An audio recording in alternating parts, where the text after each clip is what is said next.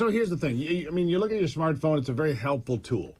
It can manage your calendar, it can get you in touch with your wife, it can give you pictures, you can do searches on something and figure something out. What is this plant? Click, oh, it's poison ivy, don't touch that, whatever it might be. Great. But there is a very nefarious use for all this technology. Cameras everywhere. You can't walk down a city street in a small town anymore without being on cameras multiple times. Facial recognition software is out there. Who knows who's watching? And now the government wants to look at your bank accounts all the time. They want to put 87,000 IRS agents out there to make sure that they're inspecting you and I, because that's not for the rich folks. The rich folks know how to deal with that sort of thing, right? It's for average Americans that are going to get drilled. And so when you say we haven't seen, basically you said we haven't seen nothing yet, what do you think is possible? Well, there's so much that's possible, Steve. Jared Kushner, I know a lot of people don't like him.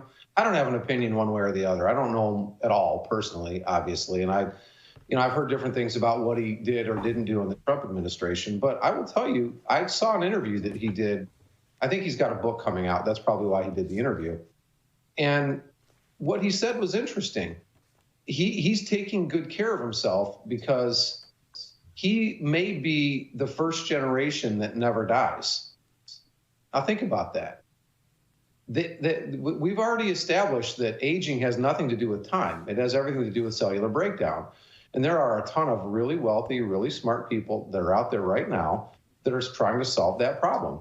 You know, I hear Steve Bannon talk about transhumanism all the time and how it's such a bad thing. And, you know, I don't know whether I agree with that or not. But what I do know is that we would all like to live a long, healthy life, wouldn't we?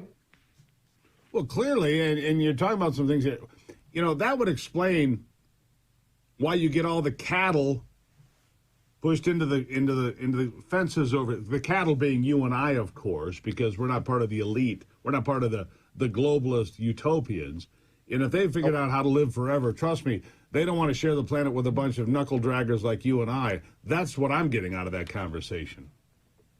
I mean, it could be. It's really difficult to say. Unfortunately, with the internet today, Steve, as you know, it's just filled with propaganda, right? Everyone is trying, sure. And most of it's just to generate money more than anything. It's not so nefarious, but there's, you know, and the problem is, you know, we know for a fact that Twitter has hired former special intelligence operators who are, you know, they're experts in information warfare.